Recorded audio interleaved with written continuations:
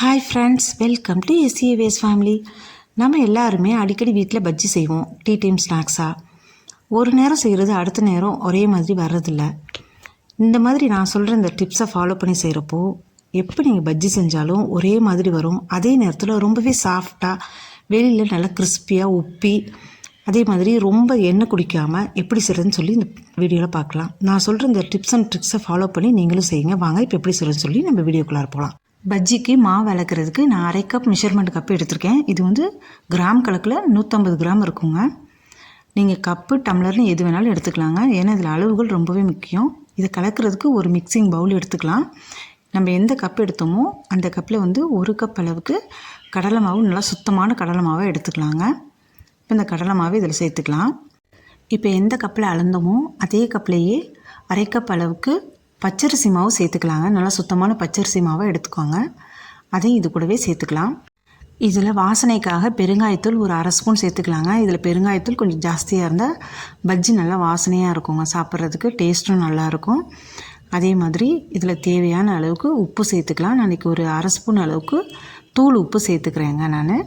இது கூடவே காரத்துக்கு தேவையான அளவு மிளகாத்தூள் சேர்த்துக்கோங்க. நான் இன்றைக்கி 1 ஸ்பூன் அளவு மிளகாத்தூள் சேர்த்துக்கிறேங்க.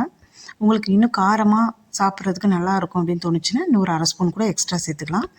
இது எல்லாத்தையும் மிக்ஸ் பண்ணுறதுக்கு இந்த மாதிரி ஒரு விஸ்க் வச்சு நல்லா மிக்ஸ் பண்ணிக்கலாங்க. நம்ம சேர்த்த மாவு, பெருங்காயத்தூள், உப்பு, மிளகாத்தூள் எல்லாமே நல்லா ஒரு முறை மிக்ஸ் ஆகிற மாதிரி நல்லா கலக்கி விட்டுக்கலாங்க. தண்ணி ஊற்றுறதுக்கு முன்னாடி ஒரு முறை இந்த மாதிரி மிக்ஸ் பண்ணி விட்டோம்னா மாவு எல்லாமே ஒரே ஈவனாக நல்லா கலந்துருக்கும். நான் ஏற்கனவே பஜ்ஜி செய்கிறதுக்காக அடுப்பில் எண்ணெய் வச்சுட்டேங்க. நல்லா கொதிக்கிற எண்ணெயில் ஒரு கரண்டி எடுத்து இந்த மாவில் சேர்த்துக்கலாங்க. இந்த மாதிரி கொதிக்கிற எண்ணெய் சேர்த்து செய்கிறப்போ எந்த பலகாரமாக இருந்தாலுமே எண்ணெய் நிறைய இழுக்காமல் இருக்கும். நார்மலாக எல்லாருமே பஜ்ஜி அப்படின்னா ஏன் பயப்படுறோன்னா எண்ணெய் ரொம்ப இழுக்கும் பஜ்ஜியில், அதனால தான். ஸோ இந்த மாதிரி நீங்கள் செஞ்சு பாருங்கள். இந்த பஜ்ஜி வந்து ரொம்ப எண்ணெய் இழுக்காமல் இருக்கும்.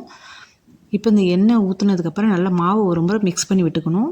இந்த டைமில் கொஞ்சம் கொஞ்சமாக தண்ணியை சேர்த்து விஸ்க் வச்சு நல்லா கலந்து விட்டுக்கலாம். கொஞ்சம் கூட கட்டி இல்லாமல் கலந்துக்கோங்க. அதே நேரத்தில் ஒரே நேரத்தில் தண்ணியை ஊற்றி சேர்க்காமல் கொஞ்சம் கொஞ்சமாக தண்ணியை சேர்க்கணும். நான் எடுத்துருக்க இந்த அளவு மாவுக்கு எனக்கு அந்த கப்பில் 3/4 கப் அளவுக்கு தண்ணி தேவைப்பட்டுச்சுங்க. ஏன்னா சில டைம் வந்து மாவுக்கு ஏற்ற மாதிரி தண்ணி நிறைய தேவைப்படும். சில மாவுக்கு நிறைய தண்ணி தேவைப்படும், சில மாவுக்கு கம்மியாக தண்ணி தேவைப்படும்.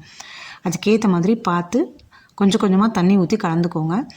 நாம் எடுத்துருக்க அந்த மாவு வந்து இட்லி பதத்துக்கு வரணுங்க. அந்த அளவுக்கு பார்த்து கொஞ்சம் கொஞ்சமாக தண்ணியை சேர்த்து கலந்துக்கோங்க. ஏன்னா தண்ணி விட்டோம்னா ரொம்ப தண்ணி ஆயிடுச்சுன்னா பஜ்ஜியை நினச்சி எண்ணெயில் போடுறப்போ அப்படியே மாவெல்லாம் திரியாக போயிடுங்க. அந்த மாதிரி இல்லாமல் இருக்கணும்னா கரெக்டான பதத்தில் மாவு இருந்தால் தான் சரியாக இருக்குங்க. இந்த டைமில் ஒரு பிஞ்ச் அளவுக்கு சோடா உப்பு சேர்த்துக்கலாங்க. சமையல் சோடா சேர்த்துக்கலாம். இது சேர்க்குறதுனால பஜ்ஜி நல்லா சாஃப்டாகவும் வரும், நல்லா உப்பி வருங்க. இது சேர்த்ததுக்கப்புறமா நல்லா ஒரு முறை கலந்து விட்டுக்கோங்க. இப்போ நான் மாவை எடுத்து காமிக்கிறேன் பாருங்கள்.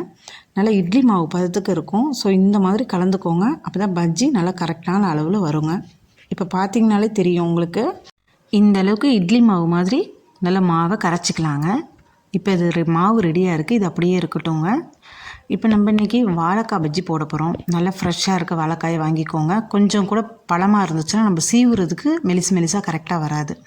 இப்போ இந்த மாதிரி எடுத்துக்கலாம். இது வந்து நல்லா கழுவியாச்சு. கழுவிட்டு இந்த மேலே இருக்க காம்பு பகுதியை கொஞ்சம் கீழே விட்டு நல்லா கட் பண்ணிக்கலாங்க. அப்போ தான் சீவுறதுக்கு ஒரே கட்டமாக ஈவனாக வரும். அதே மாதிரி அடிப்பகுதியும் கொஞ்சமாக விட்டு ஒரு இன்ச் அளவுக்கு விட்டு இந்த மாதிரி கட் பண்ணிக்கோங்க. அதே மாதிரி நான் எடுத்துருக்க 2 வாழைக்காயுமே அதே மாதிரி நான் கட் பண்ணிக்கிறேங்க.